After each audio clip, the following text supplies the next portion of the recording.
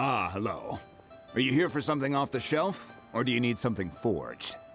Excuse me, Master Zhong. We were wondering if you'd heard of something called a Wonder Core. Of course I have. Sorry, who's asking? My name is Yunjin. Perhaps you don't know me, but I believe that you forged some weaponry for my father in the past, for stage use. Yunjin? Stage use? Oh, so you must be Miss Yoon. Sorry, my brain's finally caught up. It's not used to doing much beyond bashing a hammer all day. Everyone's heard of you, Miss Yoon, even folks who don't make it to the opera all that often. Like myself. So, you're here to ask about Wonder Cores, huh?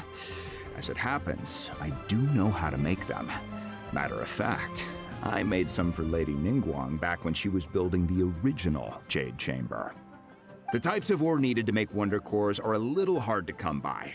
Lady Ningguang supplied them herself last time. I don't suppose you've brought any yourselves? No, we were gonna ask you what kinds of ore we need. Sure. Well, you'll need two kinds. Star Splinter Iron and Subrosium.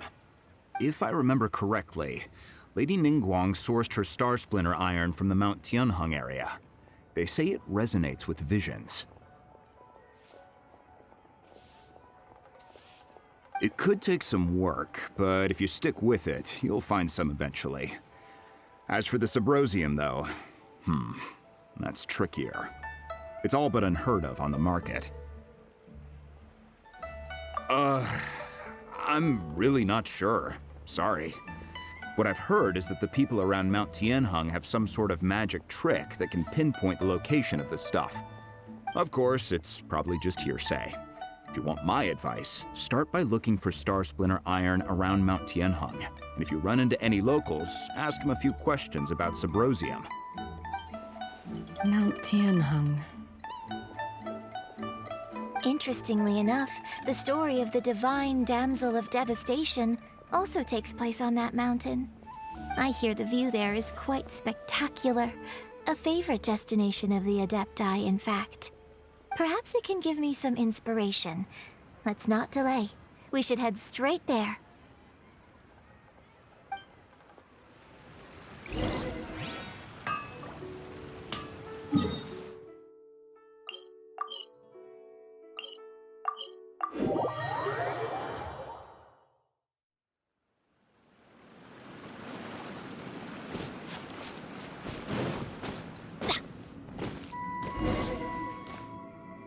I came to Mount Tianheng once with my father as a child. I remember it being such a long climb that I could barely feel my legs by the time we reached the top. This is quite a trip down memory lane for me. Look at these majestic, towering peaks, and the gently flowing streams. It's like setting foot in paradise.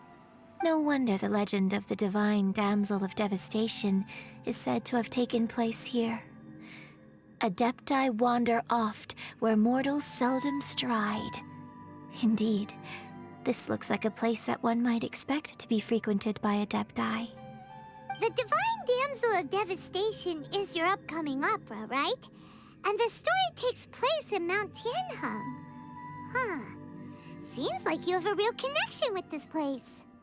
What's the story about, though? It's the story of a girl becoming a hero. Cool! A hero story? They're Paimon's favorite! The legend first arose in this area. It is said that there used to be a prosperous village on the mountain. In that village, there was a loving couple who were completely devoted to one another. One day, a terrifying monster appeared.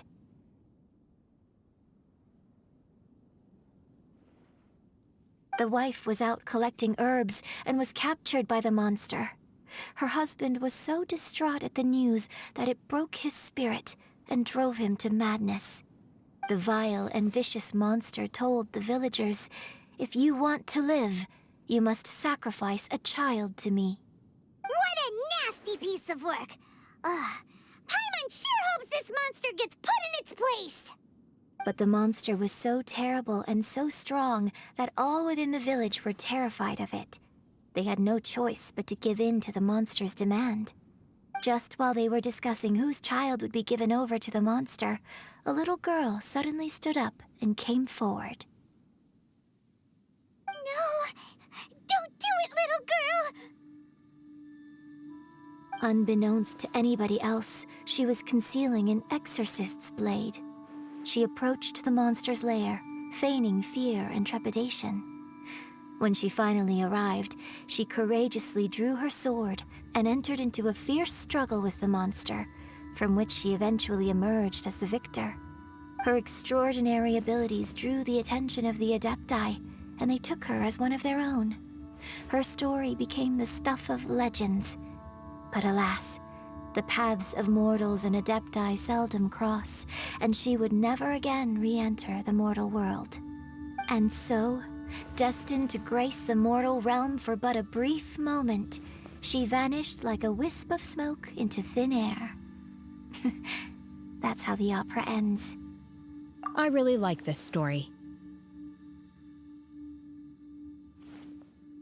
But I personally think that perhaps the little girl was not as brave as the opera makes her out to be.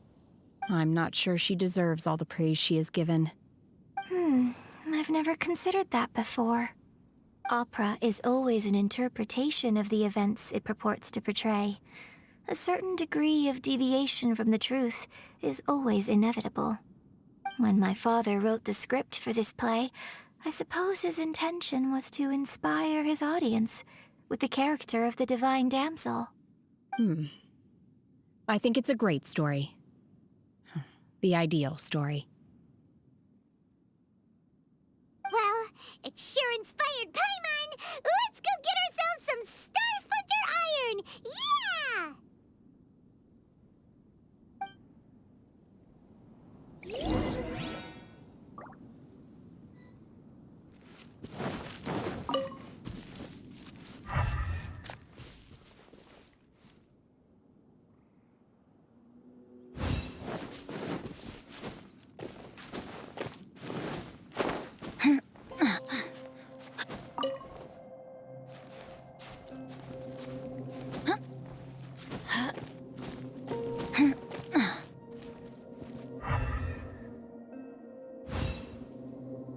Off we go!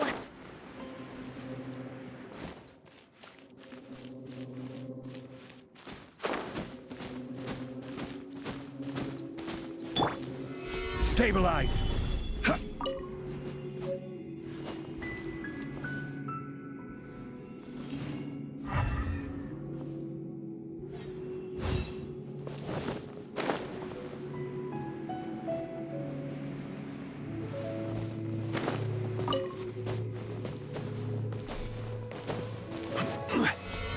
This should be enough Star Splinter Iron. Now we just need to find that Subrosium.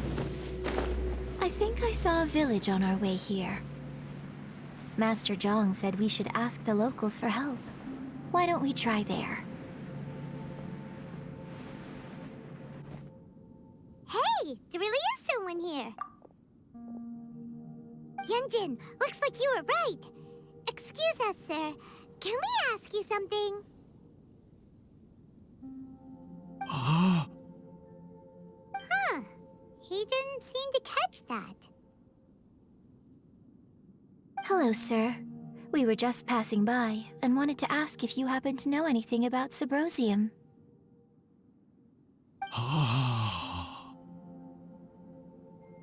Is he trying to tell us to look for clues in the village? Well, whatever. Guess we're on our own here. Shenhe, Yunjin, let's have a look around. Sorry, you can go ahead without me. I'd like to have a word with this gentleman. If that's okay with you, Uncle Mingjin. It's... Shenhe. Shenhe. You're alive. The rumors were true. So, all these years? I'm sorry, I don't know how to find Subrosium, but I think you can find some information in the village. This place is deserted now. No one ever comes here, so you can rummage around all you want. Huh? You know this guy, Shenhe? Thank you, kind sir. We'll go and take a look around. Don't worry. Mingjun has no ill intention towards Miss Shenhe. She'll be quite safe. Okay, then let's see what we can find in this village.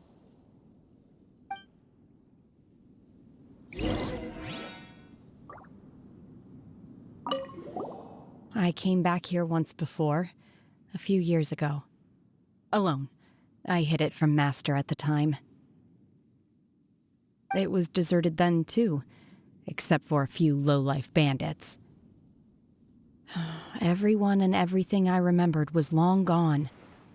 But as people were passing by, they stopped to admire me. They praised me, telling me I gave off the aura of an adeptus. I tried explaining to them that I wasn't an adeptus, just an ordinary person who came from this village. But no one believed me. When I saw how run down all these houses were, I felt at a loss. It was like I took a look at the world, and on the surface, it looked like a vast realm with so many places I could go. Then I looked a little closer, and there was nowhere for me to go at all. Suddenly, so much time has gone by. Everything has changed. Last time I visited, I felt so upset. But today, I don't know why, but it feels different. It is easy for your mind to run wild when you are alone. But this time, you are with your friends, aren't you? Yes, my friends.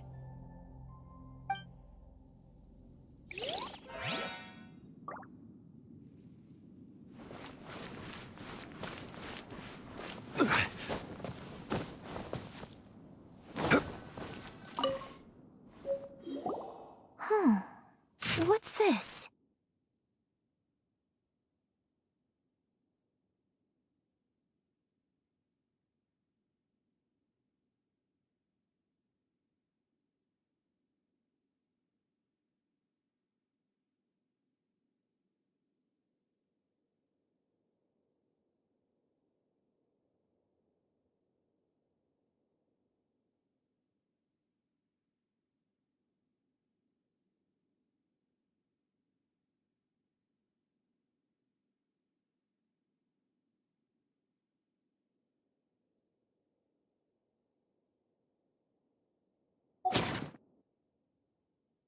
So, Shenhe is the divine damsel?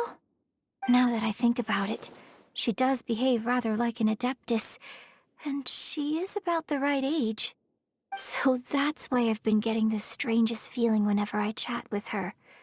I should have noticed it earlier.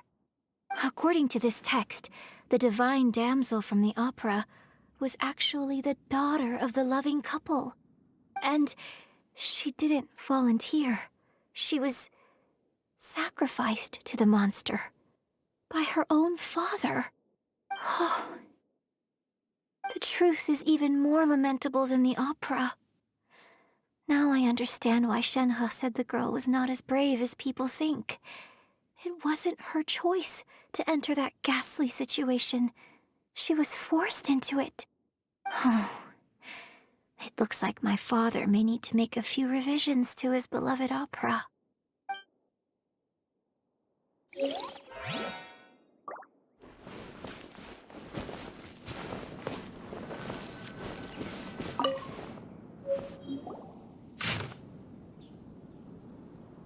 So it seems that Shenhe's father thought he was summoning a benevolent deity using a magic incantation. But in fact, he summoned an evil god's remains, which took the form of a monster. His obsessive yearning for his deceased wife led to a terrible tragedy. The villagers moved away in fear, without ever learning the truth. And now, this place is deserted. Still, I do wonder what the connection is between Shenhe and Mingjun. We've looked everywhere, but still no mention of Subrosium. Let's have a look over there.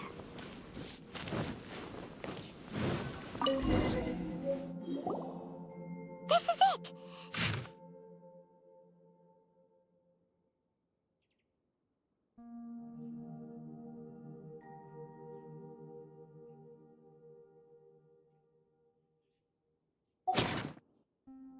So basically, we need to go to the middle of the lake south of Mount Tianheng at dusk, and we'll find us some Subrosium! Let's go back and tell Shenhe the news!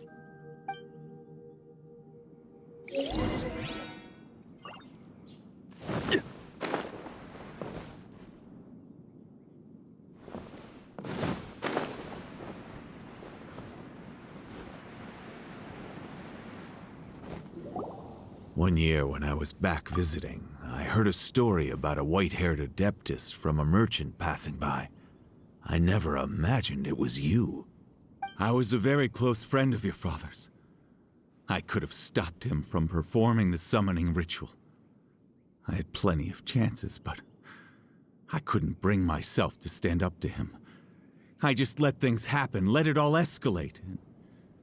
Well, we all know how that story ended. I bring flowers back here every year. And each time I wish I had a chance to apologize to you.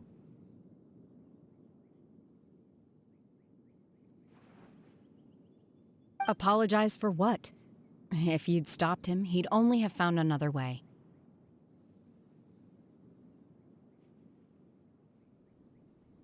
There is nothing he wouldn't have done for his true love.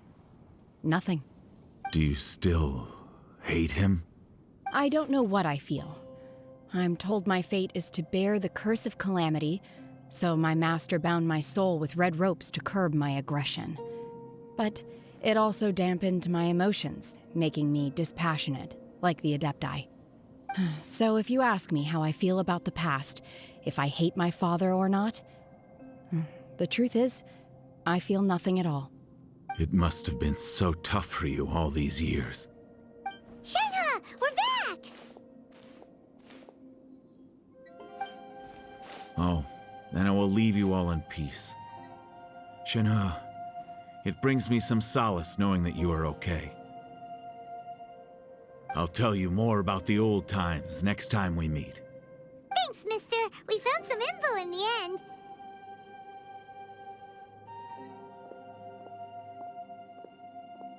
Shenhe, look! This tells us how to find Subrosium. All we gotta do is go to the middle of that lake! Let's go then.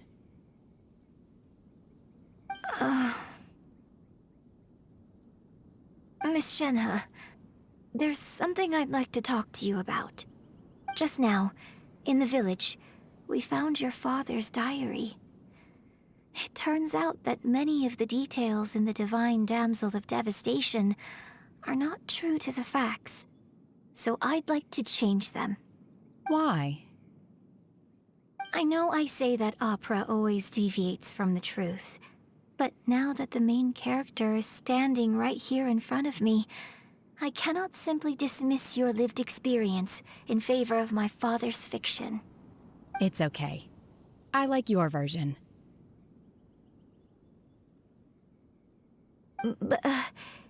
Huh? My master once said that the day I learn how to use my strength for the good of others is the day that I can truly become part of human society. So, I hope that one day I might be brave enough to stand up and protect others, just like the girl in the opera. But I've never thought this way before, and I wonder whether I will continue to think in this way. Don't worry. I believe you will. In fact, I think maybe you've already started to become the person you aspire to be. You just haven't had the opportunity to see it for yourself yet. Shenhe! Yunjin! Cut the chit-chat! Let's go!